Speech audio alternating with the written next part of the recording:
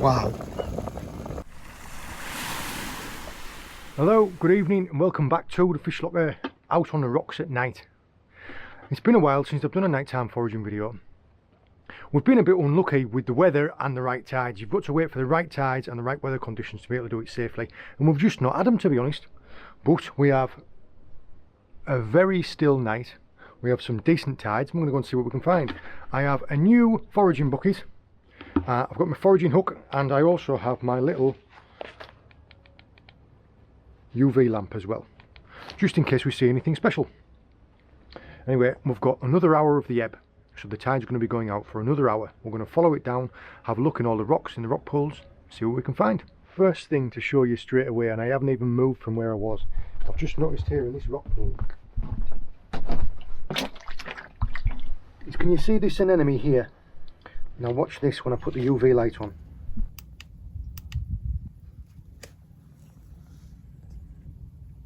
Isn't it just incredible? Those colours are just phenomenal.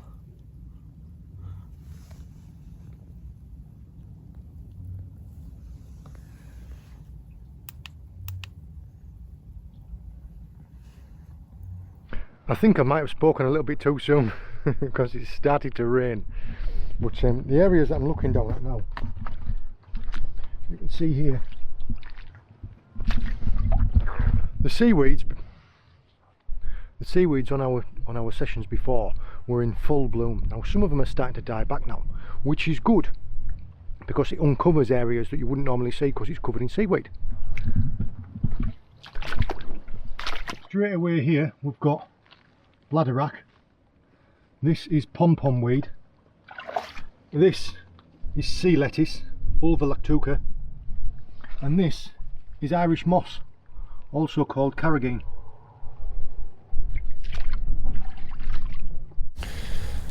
These thick mats here, this is dulse, and this, I was hoping that most of this might have died away by now, but this is thongweed or sea spaghetti, and it just covers everywhere. And what happens is when you're walking in it, you get it wrapped around your feet. So yeah, you need to be careful. When you're out rock pooling like this, the best rocks to look for are flat. Flat and close to the ground, but with enough gap to be able to get your fingers under. And all you need to do is just very gently give him a flick like that. There he is. If I can get hold of him. A furrowed crab. Oh, there he is actually. I can just see it. Oh no, has he gone under my foot? That was a tompot blenny.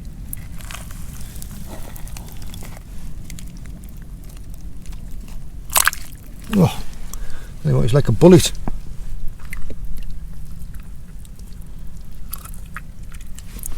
Get him in the bucket. There we go. There he is.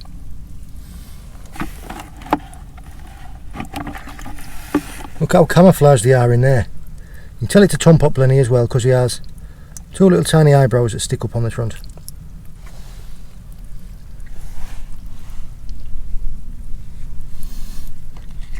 Right, let's put his house back and then very gently put the rock back down. You need to make sure that if you ever lift a rock up, you always put it back down. All I'm doing now, look, is I'm just looking along all the little overhangs, because if there's anything to find, that'll generally be where it is. There, you see it moving right there. Yeah, look, you see that red antenna?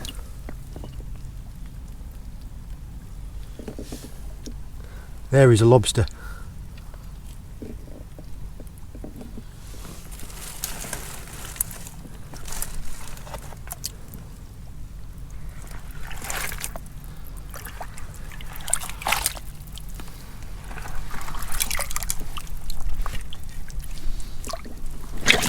See its claws? Without knowing how far back that hole goes, the best thing you can do is, if you can find a way around the back that's solid, yeah, the best way to get a lobster out is to make it come out itself. So if you can get your hook in behind it, it'll run out of its hole because it thinks, oh no, there's something behind me. This one, I'm going to have to put the hook in next to it, try and jiggle it out.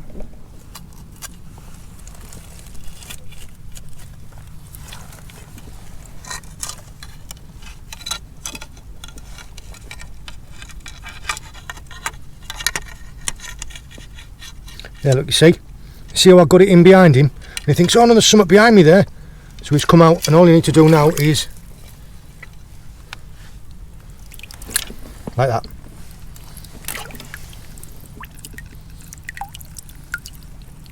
What a stunning blue. I think he's one of the best looking ones I've ever found.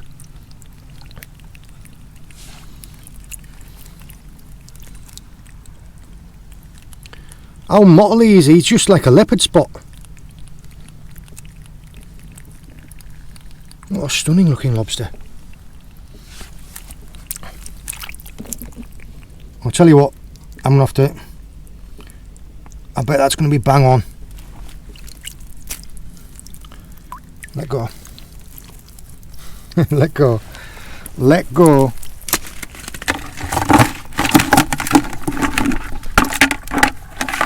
Well, that was a good start. Yeah, look, what did I say about just looking for movement?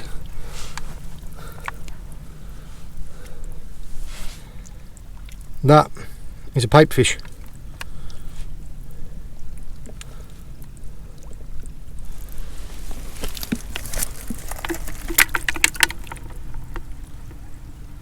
See? Just like a piece of seaweed, aren't they?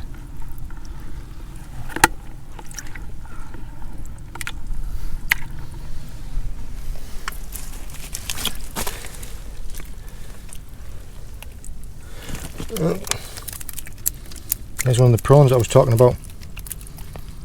They are fast. Get this guy tucked in there.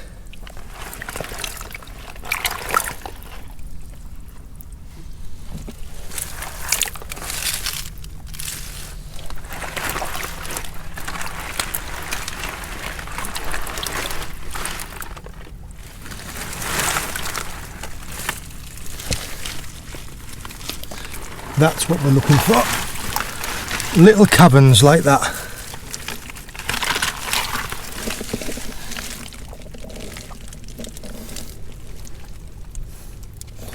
Not seeing anything in this one though.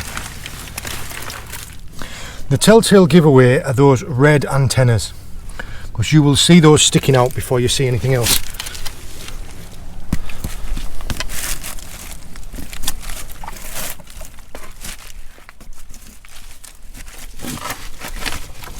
Oh, hello. Now that's a decent sized crab.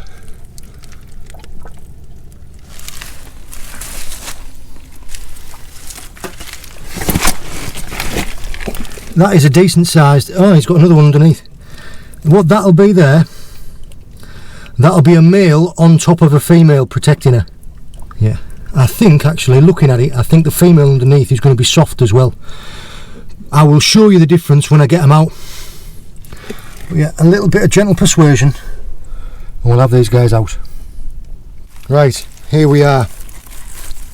There is the male, there is the female. You can tell that's a female by this large pad that she has there, but also by how humped her back is. Her back has got like a big hump on it. You'll also see there that she's holding up the defensive pose, where all she's doing is she's protecting where's most vulnerable. This guy here has just nearly had my leg. Can you see the difference there?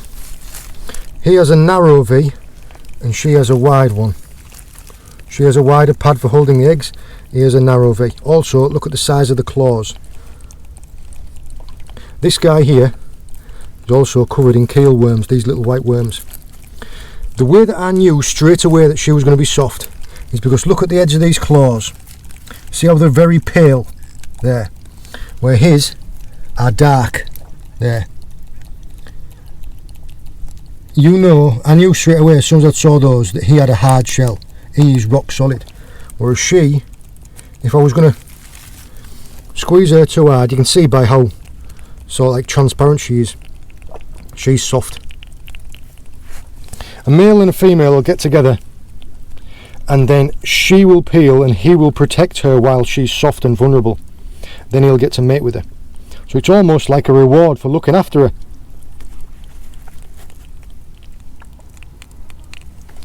I could take him, he's big enough to take, and there would be a bit of meat in him, but because they're paired up, I am just going to slip them back. There's one. He's sat in there. And here is number 2. Brown edible crabs, Cancer pagarus. You really wouldn't want one of those to get hold of your fingers. Going back in here, lad.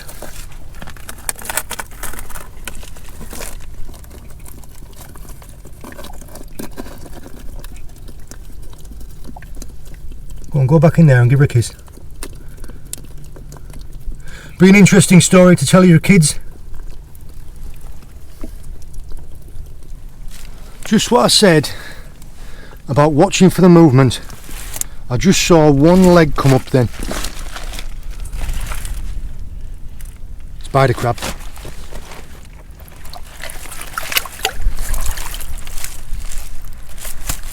Yeah. Big female spider crab. See, it's a female by that big pad underneath and by the small claws. But yeah, they are formidable. Covered in spines, look. And actually quite strong. Not much meat on the females though. Most of the meat's in the claws and the legs. So yeah. I've just seen move there a greater pipefish.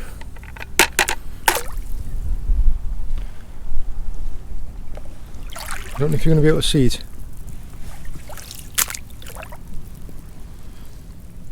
See it yet? The stripy one. There, look. See it? Now how camouflaged does that look under the seaweed? See that little dorsal fin going 10 to the dozen? They are actually, I'll show you, if you can see that head. They are a relation of the seahorse.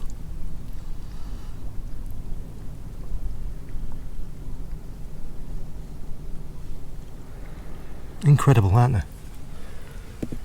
Told you, just look for the movement.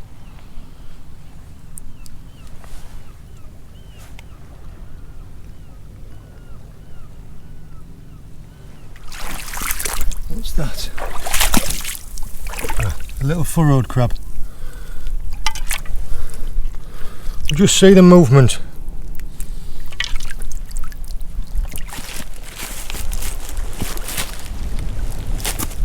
There.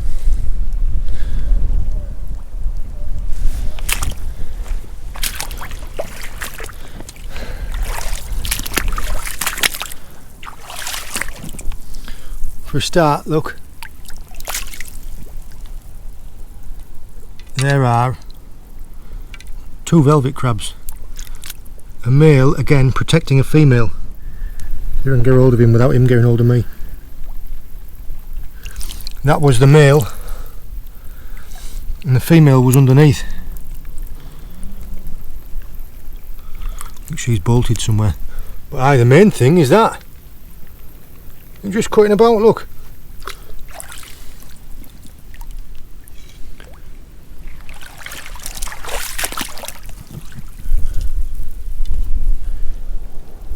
Now I've never had that happen. Feeding on something, I don't know what it's feeding on. Like a dead wrasse or something. but just smack bang at centre of a rock pool.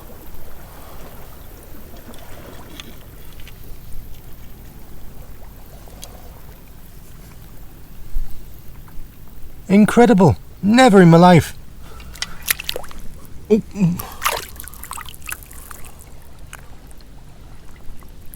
I wouldn't have believed it if I hadn't have seen it.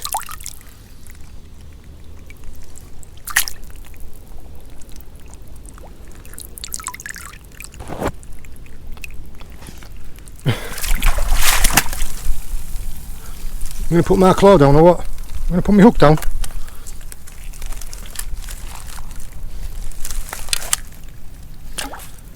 That is incredible. That is a fantastic look.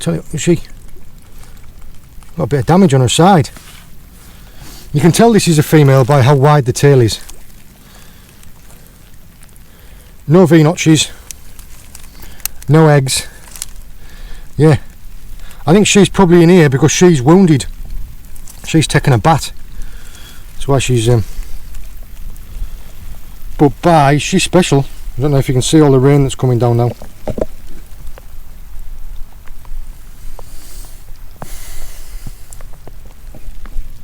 That is incredible. I'm made up. It is raining quite heavy and I had put the camera away, but this is quite special, this.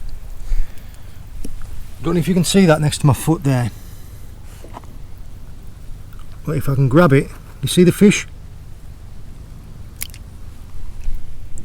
No chance, you're going to have to fasten that, John. Got it. This fish here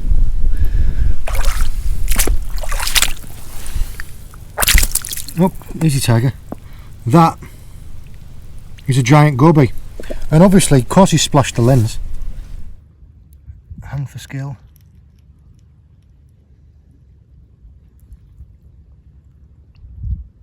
Gently does it. There you go. And a little shore crab with a parasite in it. Yeah. That there underneath its vent is a parasite. Sadly, once it's grown to that stage, I'm trying to do this with one hand. Sadly, once the parasite has grown, yeah, it's alright, you nip down, doesn't hurt. When the parasite's grown to that stage, there's not much you can do about it. Now, the only way to remove the parasite is to kill the crab. It's a bit of a moral dilemma there, because you should really remove the parasite from the ecosystem, but by killing the crab, you're removing food for something else. So sometimes it's better to just let nature take care of nature. Let go then.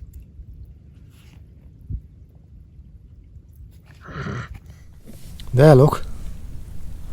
Just near my hand.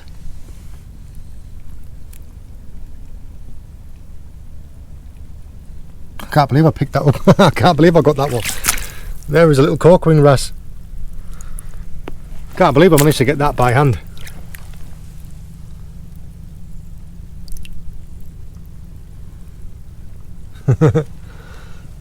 Yeah, they're usually really fast then. Right, well there she is, and here he is. Let's get him put back.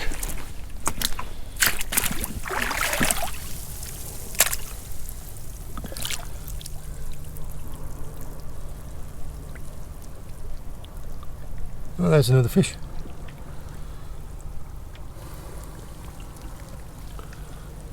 Well, we'll catch you later. Right, well there we are. It's a nice night again. That rain stopped. God knows where that rain came from. It just seemed to come out of nowhere and absolutely bucketed it down. Incredible night. We haven't been out for ages and I've had a blinder. It's two lovely lobsters, two capable lobsters, but I didn't. There's no point keeping two, is there? I just kept the one. Found a brilliant pair of crabs, but again, could have taken one, but with a mated pair like that, and especially while he was protecting one, he was protecting that female. If I'd have taken him away, she could have probably gotten eaten. So yeah, a big spider crab, loads of fish, a giant goby. I haven't seen a giant goby in ages. But yeah, what I think I'm going to do is I'll take this lobster now, and it is stupid o'clock in the morning. I think me and James might go out and do a cook-up tomorrow morning. So we'll see you then. There we are. FishLocker Junior and I have come out. It is a stunning morning. We have Mrs. Lobster from last night. A good one, isn't it, James? Yeah. Sit her down there in the shade. And we are just... This is a rocket stove. Now, James is busy poking a fire. You're going to blow in there? Show people what happens when you blow in there. Keep going. And again, one more, a real big one. Right, I'll show you, look. You just need a bit more puff.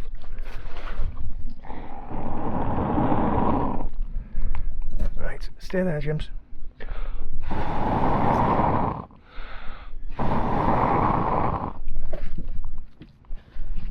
Swedish torch or rocket stove. That is kind of our design. There's a video on the FishLocker workshop channel showing you how to make these, but we are going to get some when James has finished taking his eyebrows off, we're going to let the fire build up a little bit inside, get some clean seawater, and we'll get Mrs. Lobster on.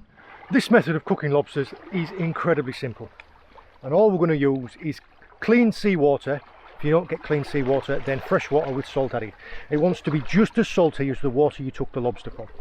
When I say clean seawater,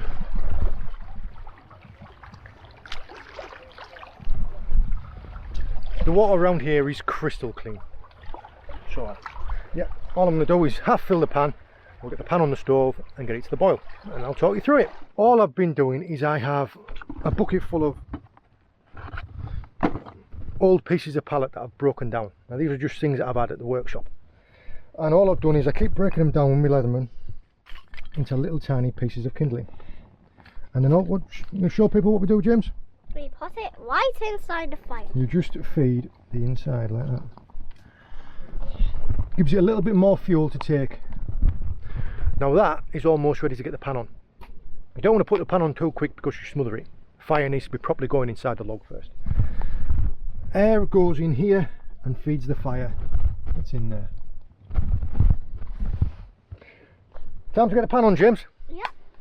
The method here, all you need to do, get your pan of salty water up to the boil. Now a full rolling boil. Put the shellfish in. This counts for crabs or lobsters. Put the shellfish in. When it comes back up to the full rolling boil again, 2 more minutes after that. That's how simple it is. And that works for any size of shellfish, because when you put the lobster or the crab in, it cools the temperature of the water. It raises back up to boiling. So the larger the creature, the larger the crab or the larger the lobster, the longer it takes. So it cooks for longer. So full rolling boil, lobster or crab in, full rolling boil again, 2 more minutes, and it's ready to come off.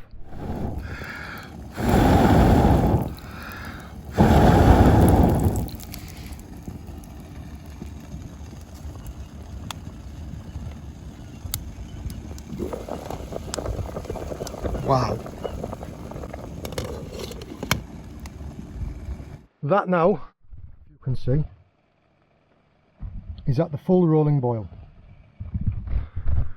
2 more minutes, it's ready to come off. Wow, that's quite warm, that. Yeah. What? What? See what's really good. Get some of the water out. Oh. Get ready, she's going to be hot. 1, 2. Wow. Wow. See, it's so big. It's not. Right, just keep a bit of the water in there to melt our butter. Then we've got butter's nearly melted. All I have here is I have a little glass creme brulee dish. And one of my subscribers pointed out to me that a Pringles lid fits perfectly on top like that. So we have lobster and melted butter. Oh, I tell you what, that would be great in a restaurant, wouldn't it? Just wait, just 1 second. Right, where's my knocking rock? Have you taken my knocking rock? No, this is my knocking rock. Well, where have you done with my knocking rock?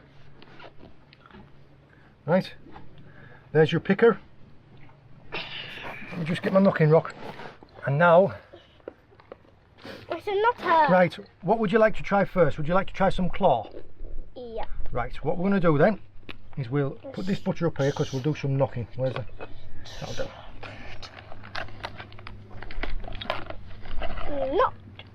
Knotting time. Right, there's the claws off. Knotting time. And all you need to do, look. Oh, well done.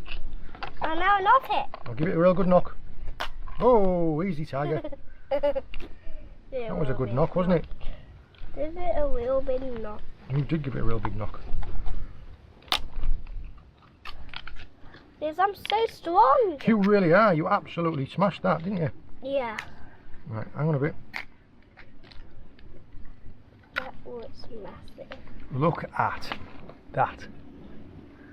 Are you going to do a bite? I'm going to do it with a tongue test. Okay. You feel strong now? Yeah. It's really good strong food. Go on. Do a little bite while it's still hot. Right, it's maybe a little bit too much for you. We'll just... Oh, There, look. man. Never mind. Ah, I'm scared. Right, it's okay, you don't need to be. It's a little bit hot for you when you're eating it like that, so just put all that in your mouth and chew it. Oh. Just like this, look. Scared. Is it too hot for you? I don't want it. You don't want it? No. No, it's okay, you don't have to have it. No. Good lad. Good lad for trying it. Did a good try. And there is your pack out. What's needed? Drink water to... What's that? There you go. Yes. That was James's first ever try of lobster. So I think that's progress. Should be congratulated on trying new things. Shouldn't you? It's good to try new things. Yeah. Is this sauce A made little bit of butter like that. That'll do. I'm trying to knock that. I don't need you to knock anymore right now. Well, it is always not. You can eat your pasta Sorry. and I'll finish eating this. Okay? That whole lobster. That whole lobster, because I'm a fatty. Yeah. I'm a fitty, aren't I? I'm a fatty and you're a fitty. Yeah. This pasta is healthy for you. Pasta is healthy for you. And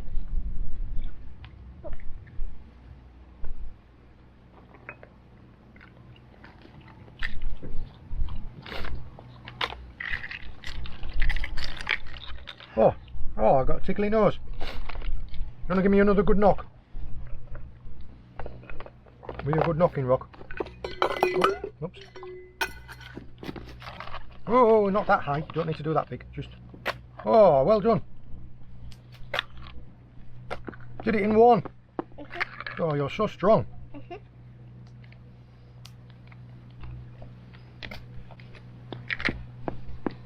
Look at that.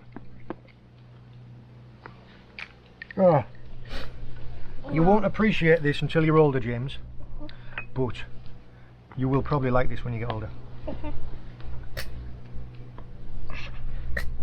I didn't like it as much when I was a young boy.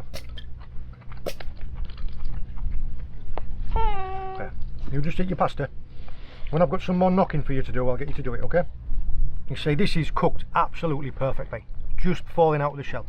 If it sticks to the inside of the shell too much, it's never as nice. And if you overcook it, it just ends up like rubber. Whereas this, you can see, has been cooked. It just slides straight out of the shell. Perfectly moist and tender. Right. let's get smashing. We don't need to do any smashing just yet. What? And now it's time for my knotting what onto. Ugh. Right. So this disgusting. You what? It's so this disgusting. That's just its inside. That's its belly. That's all it's in. No. You don't need to. What you do with this, look, I'll show you a special way. Get hold of the tail, like this. I don't want to try that lobster tail. Oh, that is just stunning. Look, all you need to do is you get hold of it. Look, give it a good twist, and that pops off. And put it down and go. Press, and then you go like that. I don't want to try the tail, Dad. These will just taste the same. Okay, well, you don't need to try it if you don't want to.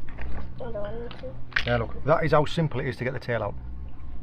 I know, just smash the rest. Just wait until we've finished. You don't need to smash stuff yet.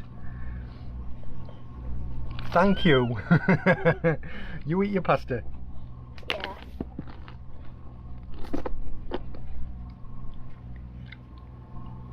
This here is its intestine line. Oh, like that. Don't eat that. Right. You want to grab your bottle? I'm not going to touch it because my hands are all clatty with lobster juice. Make sure you drink plenty of water. I'm just going to go and wash my hands real quick, okay? You definitely do end up very clatty.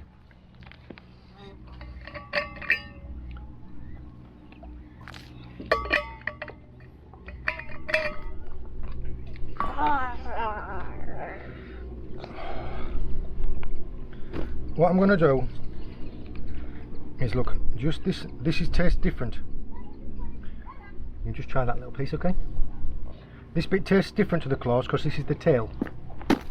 So if you just want to hold that in your hand, when you finish your pasta, just do a little bit of a tongue test, then do a taste test, and if you don't like it, you don't have to have it. If you don't like it, you don't need to have it, but I would like you to still try it, okay?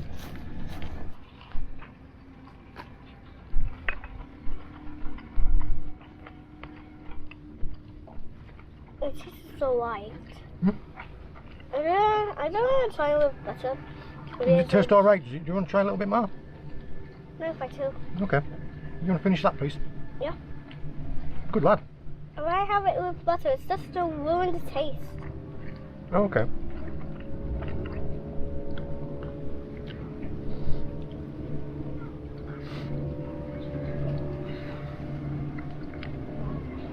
If you like the lobster tail, I just love it, the lobster tail. You just love the lobster tail?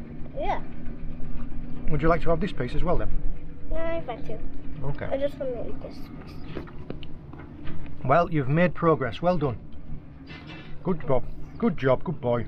Do you like to keep eating the lobster tails? I like it that you keep trying new foods. Yeah. It's good to try new things. We're nearly finished, aren't we? We are nearly finished, and soon it will be time for... What will it be time for? Marshmallows! Yeah. Nothing left but empty shells. And all we'll do now is we will take all these pieces of shells down there into the one of the rock pools at the low tide line. Cover them up. Cover them over with a rock, and then our little crabs and gobies and blennies can pick through all the shell and gives them a feed as well. So everything gets returned back to the ecosystem. Nothing goes to waste. You gonna help me carry these down? Yeah? I'm carrying the one on the stick. You want to carry the one on the stick, okay. So, just like this, look. Wow! Whoa. Just be careful with it though, because you don't want to get them too close and they get burnt or set on fire and you'll burn yourself. Is this your favourite bit? Yes. Yeah. Playing with fire and eating marshmallows. Yeah, what kid wouldn't love that? Well, we're going to enjoy our marshmallows, aren't we? Yeah. I hope you enjoyed joining me on the shore last night and joining us for a delicious lobster cook-up. James tried his first piece of lobster, which is fantastic. And now we're going to celebrate with marshmallows. Yeah. So, all the very best. Bye from the FishLocker. Bye from the FishLocker. Oh, they look good. Are they good? Yeah. Can I have some? You already have yours. I've already eaten mine.